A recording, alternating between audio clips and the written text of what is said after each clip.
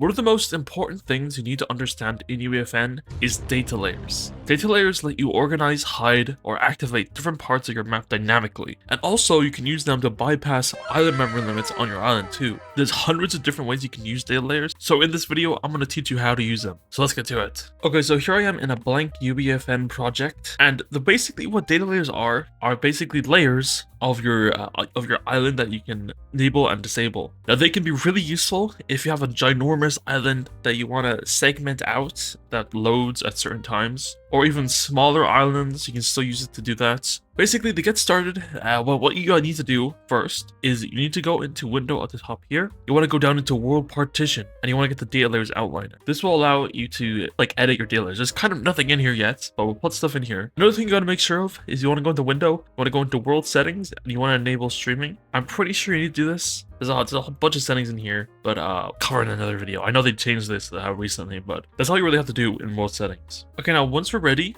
first things first, we're gonna need something to unload, load, and activate and stuff like that. You're gonna know what that means in a second. I'm gonna get something to activate. I'm gonna get a gnome, and this is what we're gonna load and deload in the data layer. I'm gonna put him right beside the spawn, so it's gonna be easy to see him. And basically, to make our gnome a data layer, we need to first make our gnome data layer. We're gonna go up here in the data layers. We're gonna right click. And we're going to create new data layer with assets, and we're just going to make a data layer. Now this is our new data layer, and you can make a folder. I've already done it, but you can make a folder by right clicking in here, or I'm making a folder. Control-Shift-N is also the shortcut, and you can we're going to put our gnome data layer in here, so I'm just going to call the data layer gnome. As you can see now, we have a gnome data layer. If I go into content drawer, you can see it in here as well. This is where our data layers are, right here. Now this gnome is not in the data layer. As you can see, it's only the gnome here, but if I were to select it, right click on this gnome, and then do add selected actors to selected data layers. As you can see now, there's a little drop down now, and I can see what's inside of our data layer, which is our gnome, which is pretty cool. Now, okay, there's 3 different states for data layers. It's down here in the initial runtime state. There's unloaded, which means that it's completely unloaded. So it would look like this if I had it off like this. This would be unloaded, and this also means that the prop isn't affecting the memory. So it's not actually in the memory right now. Then if I do initial runtime state and I do loaded, this would mean that I have it loaded, which means it's in the memory, but it's not visible. So this will be off. So this will be loaded. So it's affecting the memory, but it's not there, if that makes sense. And then finally, activated means that it's just how it was. So it's going to be visible and loaded at the same time, which is what it says there. Now you can probably tell that this is very useful, because this means that you can turn off stuff that you don't want loaded at game start. So you don't, initial one time state, you want it unloaded, so it'll be like this. And it won't affect your memory usage. It's very useful. And then later on, I'm going to show you how you can load and deload stuff. It's pretty easy. But one of the caveats you have to know is that if you're loading a lot of stuff, it's gonna lag, okay? So if you have initial runtime state and you have unloaded and you swap to either loaded or activated, it's going to lag if you have a lot of stuff. Let's have a ginormous thing that I'm loading in. It's gonna maybe take it's gonna be like a second or 2 of lag, maybe even longer. So in these cases, you want to use something like a loading screen or anything like that, just to make sure that it doesn't interrupt the experience. For example, you could either just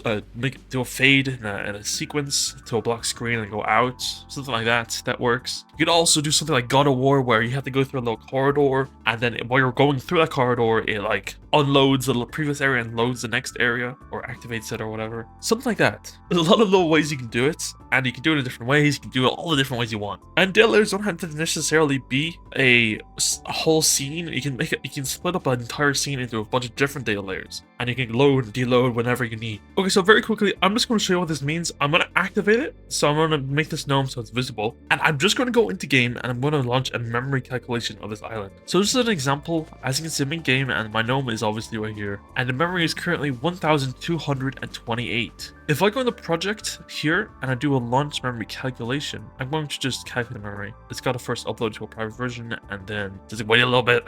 As you can see, the memory calculation is now completed, and as you can see, 1228.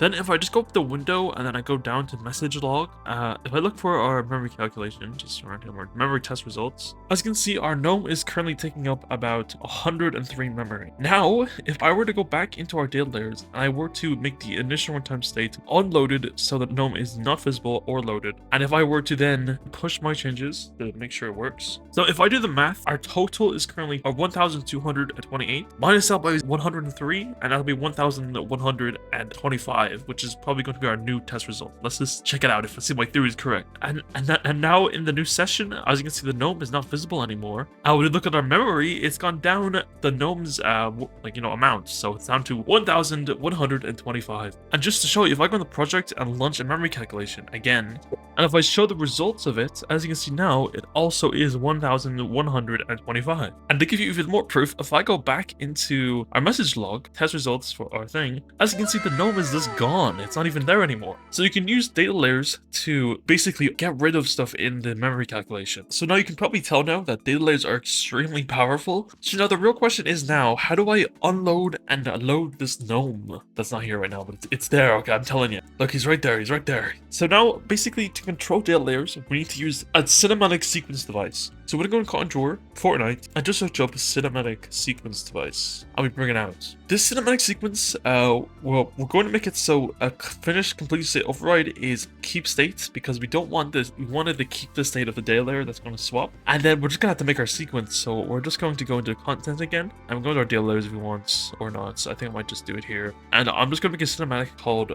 GNOME load, and this will be our sequence. We're going to pop that right into there, and then we're just going inside of here. This is our GNOME load sequence. Now the sequencer, if you don't know how to use it, I have a full-on video about it. If you want to actually use data layer, you want to go to add, and you want to go down to data layer track. And this track will allow us to load and deload or whatever. So if we go into data layer and we go edit section, and if we go all the way down to data layer assets, if we click that little plus sign, we can now put inside of our GNOME, inside of our index over here. And then we want our desired state. Since we're going from unloaded to activated, we want activated, and then our pre-roll state will be unloaded. So we're going to go from unloaded straight to activated. So we can unsave this. Oh, sorry, not save. Save it. And then we go into data layers, and we'll in our GNOME, I'm just going to make it so it's not visible, and if I click onto it, we want to make sure our initial runtime state is unloaded. And then now with this sequence now, we can trigger this on different events. So what we're going to do is we can also just to make sure, as a double check, right click this data layer, go to edit section, and make sure when finished is keep state, because it can break sometimes. And as you can see, if I move this around, as you can see, the GNOME is going to appear, and it's going to go, and it's going to appear again. You see that? So we're loading the data layer. And also you can actually move this, so you don't have to start at the start of the sequence. You can actually do it in like halfway through the sequence like this, so you don't actually need to like do it immediately. You could also if I wanted to, I could do like a fade. So if I do fade track, this will be like a loading screen. I could do a key right there, then I could fade it to black or something, wait for it to activate, and then I'll do this and that. This is a really good way to just hide in case if there's a lot of lag when you're doing it. You can do like something like this with a loading screen, something like that, or you can do a bunch of other ways. It depends how long it's going to take to load. You can calculate how long it will take for you, but you can like do it like this or whatever. You see, like look, he was there, now he's here, you know.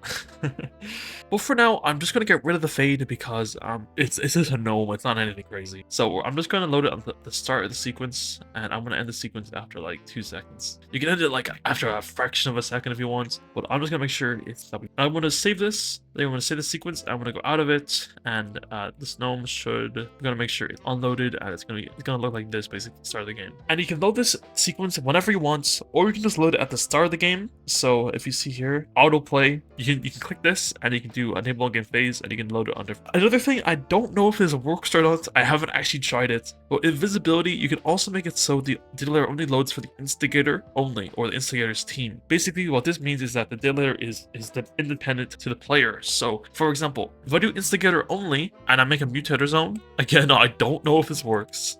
But in theory, it should. If I remember mutator zone, I put it where our GNOME is, and then I do like something like gameplay always. Then I do enable VFX off, and then I just make it so when you enter this mutator zone, it plays the function, which is playing the non-player entering zone. It plays the GNOME load function, and then maybe if we want to leave it, what we can also do is we'll make another sequence, and we'll make another one. We'll just copy it. That'll be our GNOME unload. So we can have another sequence that's gonna unload the GNOME, and basically it's very simple. We're just gonna go to end section, and we'll do desired state unloaded, and our parallel state will be activated. So it's just the opposite, and as you can see now, it's as you can see now it's unloading it, as you can see. And then we're just going to save that, and we'll put that sequence inside of the other cinematic sequence. So our GNOME unload, and then we're gonna play it when the player leaves this mutator zone on player exiting. So now if you enter the zone, it's gonna play this sequence which activates it, and then if you leave the zone, it's gonna play this sequence which deactivates. Now again, I don't know if it's gonna work instigator only. I'm gonna keep it to everyone, but you could try with instigator only. I haven't actually tested it, so we're just gonna go into, we're gonna go push our changes, and we're gonna see if this works or not. And just so I know where this is, I'm gonna make it so the zone is visible in game. And now if I walk inside of here, as you can see now, our GNOME loads. That's pretty cool. And if we leave, GNOME deloads. So using data layers, you can now manipulate different things in the world that aren't, like, you know, included in the memory, if that makes sense. So it's really useful. So just as another example, what we can also do is if I were to I don't know, get a house prefab. Let's do something bigger. You don't just have to do it with one prop. You can also do it with massive things, like this house right here. Here is this house right here. And what we can do with this is if we go into data layers, we'll make a new data layer up here, and it's going to be our create new data layer with assets, data layer. This is going to be our house. There we go. This is our house data layer. Now to add this house to the data layer, what we're just going to do is we're going to go into our outliner. And if you look here, there's a blue house prefab right here. We can see all the props. I don't think if you add the blue house thing up here, it's going to work. You have to add every single prop inside of it. So best thing to do is you want to select everything in the prefab like this. And then if you go back into our data layer, and then you want to right click it, and then want to add selected actors to data layers. Now inside of here, we now have all of our stuff inside of here. And also I'm just saying, if you want to remove something from a data layer, you can also click this little this X icon. But anyways, this house, I want it to be loaded right like this. And just to show that it works with bigger things, activated. Oh yeah, I forgot to mention, if you have something loaded instead of unloaded, and the thing won't be visible, but you can still walk into it, so the hitboxes are still going to be there and stuff like that, and it's going to be still physically there in the world. So it's kind of like just doing this and then going into visibility or whatever after hitting the game and just turning this off. It's the same thing like that, because even if it's invisible, you can still like, you know, hit into it like this, like, oh no, I can walk into it. Just keep that in mind if you're loading stuff. So in this example, I'm also actually we have our first house, so I'm gonna put something else on it. I'm gonna grab this house, and I'm gonna put this house literally exactly on where the other house is, like this. Now this looks goofy, but trust me on this one. If I go into data layers again, and this house, if I just make it so it's not loaded, as you can see now, we have our other house. And we're going to just get this house, like the other one, and we're just going to copy everything inside of it, or select all of it, like this. Then we go to data layers, we're going to make a new data layer, and this is going to be our red house. So it's going to be the other house, and we're just going to now add selected actors to data layer, and we can now deload this as well. So now we can load and deload the different two houses. It's really cool. And also, fun little fact, if you have these both unloaded at the game start, none of them will affect all of the memory, I don't think. But anyways, we'll just keep it like this. We'll do the blue house first, and we're just gonna do a little thing. We can swap the two different data layers. So when this one deloads, the other one will load or activate, and vice versa. And we can, if we press the little toggle button, we can swap between them, if that makes sense. So if I grab a switch, like here, the switch device, and I'll just leave this right here. This would be our house toggle. Yeah, turn on, turn off. Yes, I don't know. And then inside of the switch, what we just want to do is the settings don't really matter. It's more down in these events, on, turn on, and on, turn off. We're going to use. And we're going to grab. We're going to make two different sequences again, like last time. So we're just going to get. We're going to make a new sequence. This will be our house on. So this one, basically, the blue house will turn off, and then our red one will turn on. So we're going to grab our data layers again, right here, data layer track, and we're going to then do edit section. We're going to add in our data layer assets. And what we're just going to do is we're going to do our house. This is going to be from activated to unloaded, like so. And there we go. Then what we can also do, we can add in another data layer track, like this. And we have two data layers in one. And I think we'll put our red house in this other one, like this. And then our desired state, we're going to make it so it's activated, and our pre-roll state will be unloaded. So now, oh sorry, wait, our other data layer, sorry, that's wrong. Our desired state will be unloaded, and then our pre-roll state will be activated for the blue house. So now it's going to swap like this on the start of the sequence. Now what we can also do is a cool thing where I want to add a little bit of fade, so it will like load and then deload, if that makes sense. So we'll do this, and then we'll do a little bit of fade, like so, go up to here, like that. So it's kind of like a loading screen where it'll fade and then unfade. great. And now the house is swapped like that. So it's gonna go like this, and it's gonna swap like that. Pretty cool. Next thing, I'm just gonna make sure this sequence is exactly 2 seconds, like that. And then if we go back into the switch, we want to add a cooldown for 2 seconds. So in here, we want to cooldown time 2 seconds. So you can't turn it off or on for 2 seconds after you turn it off or on. So the sequence has time to play out. Then what we can do is this, where we'll just copy this, and this will be house off. And then it's gonna be the opposite of what we have here. So the top DL layer will be activated and then unloaded, and then the bottom DL layer will be unloaded, activated. So it's gonna swap from the red house back to the blue house, like that. Then next step is that in both these sequences, just make sure the later data layers go into when finished, and just do keep state just for good measure. Same with the other one. And then also that's the GNOME one, house on, I mean. And click on both of these again, and then just do it as well, keep state. Then we're gonna do the exact same thing we did over here with two sequences. We're just gonna copy them by holding Alt and dragging them. We'll bring them over here, and we'll just like, I don't know, put our sequences in here for each version of the thing. So this would be house on. We'll do house on and there, and then this would be house off. Make sure to get rid of the mutator zones, and then we're gonna play house off when this is turned off, like that. Then house on, we're gonna play that when this is turned on, like so. Very nice. I'm gonna move our spawn over here, and now we can enable and disable the house depending on if we have depending on what state the switch is in, which is pretty cool. And also, fun little fact, what we can also do is if you go into here, if I go into details, switch, and if I make it so the switch has store state, or sorry, use persistence, and then our switch persistence will have auto save and auto load. Then we can do check state at game start, right here, which is already on. Now it'll save the state of the switch. And what we can also do then is we can also play the function when the switch is when the switch is on check result on, or the opposite. We can do this when the on check result is off. Data layers now we can just turn off both of them. So house is, we'll just make it so it's unloaded on game start, and red house will be unloaded. And the switch will control on game start when the houses are loaded. And just as a comparison, right now our memory is 11,185 with the two houses inside of it. That's quite a lot of memory. That's like a tenth of the island. But with them both unloaded now, and if I push my changes. Also, if you just look in game, they're not actually like unloading and loading and everything. I think that's because they're a part of a prefab. So if I go into here, as you can see, they're all attached inside this brick house prefab. So what you just want to do is you just want to select them all again, and you just want to go into here and you want to do detach. And it's gonna take them out of the prefab. And now back in game, as you can see, our two houses have basically been deleted from the memory and now back down to like 1,629. And if I start the game, as you can see, at the start of the game, our first house will load in. And if I turn this on, as you can see now, it can swap between the two different houses. Pretty cool. So off will be blue and then on is red, if that makes sense. And we can go inside the house and, you know, it's a house. You can do whatever you want in here. It works all fine. And if I go back out and then I do this again, so back to the blue house, and if I go over here, you can now see that I can go inside this house and everything's fine, nothing's changed, you know?